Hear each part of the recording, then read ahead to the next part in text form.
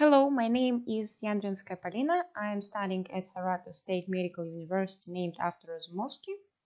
I'm in my second year of university at Faculty of Medicine.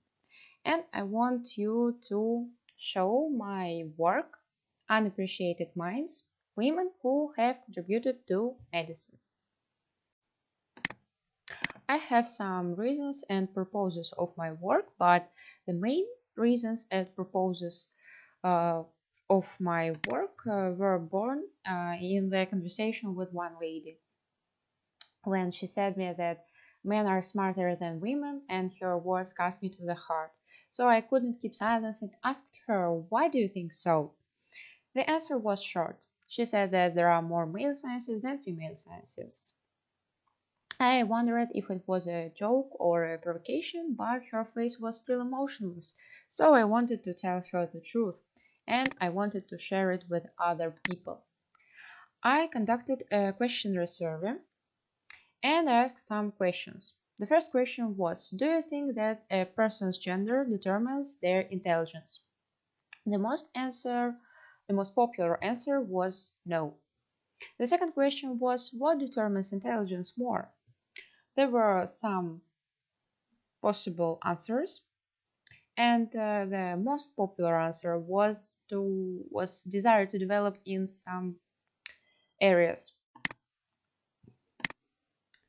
Then I asked people how many women scientists and doctors do they know, and how many men scientists and doctors do they know.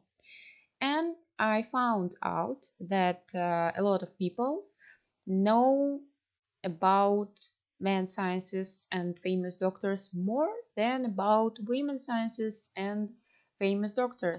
And why? There were a lot of answers, but the most popular answer was the patriarchal society.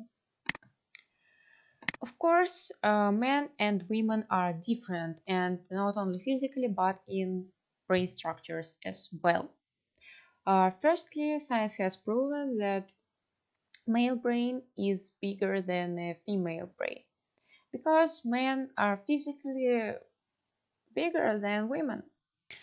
Secondly, men and women are said to be better suited to some tasks, different tasks. Also, men are mostly left-brained. It means that they use their left hemisphere more than their right hemispheres, while women use both hemispheres equally. The left hemisphere is attributed to logical and rational thinking, and the right hemisphere is attributed to emotions and empathy and creativity. Men and women have shown no differences in their IQ levels, but men are better at mathematics and women are better at languages because they use cognitive abilities of their right hemisphere more actively than men. We can see the differences between male and female brains in this table. So why there are more male than female scientists and famous doctors? I think the main reason is in the ancient and medieval social orders.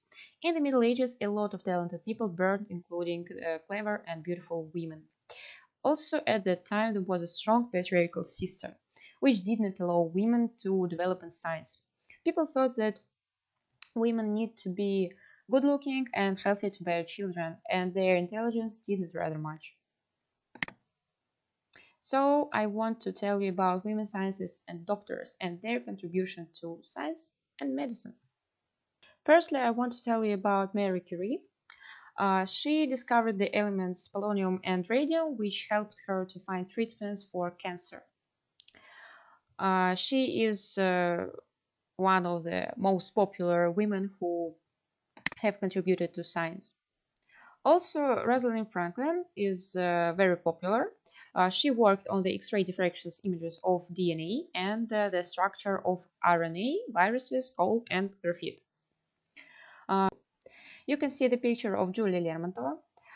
She worked with the famous chemist Butlerov, and she invented the reaction which helps to get some types of modern motor fuel. Women could not get medical education always. They needed to fight for every bit of knowledge. In the 19th century, Margaret Ann Buckley had to pretend a man to enter the medical faculty. She worked for all her life under the male name James Berry. She was a surgeon in the English colony in Cape Town. Also, she fought epidemics and performed the first cesarean section in Africa. The first woman who get medical education was Elizabeth Blackwell. She sent applications to educational institutions, and refuses did not stop her. Even after admission, she had to fight for her rights to attend all lectures without exception. The first woman with the medical education in Russia was Nadezhda Suslova. She entered the St. Petersburg Medical and Surgical Academy as a free listener and continued her education in the University of Zurich.